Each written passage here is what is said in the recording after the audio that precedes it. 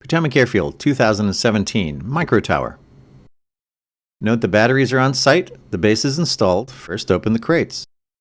Use the tops as workspace. Lay out the parts so they're easy to find.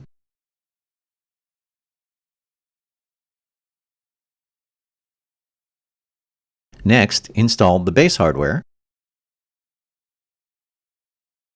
Install the lower mast. Install the upper mast, and install all of the sensors on the mast, including the visibility sensor. Next, the VHF antenna. Now feed the cables from the upper mast down the lower mast until they come out to the front to be connected. Raise the upper mast into position until it locks. Next, install the battery box.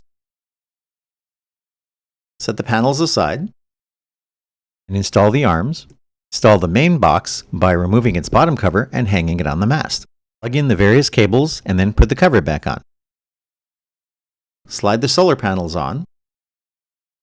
Secure and connect the panels. Install batteries, CPU, and calibration kit in the door. Don't forget the animal covers at the base. Double check alignment, secure, power it up, listen to the diagnostics, and you're done.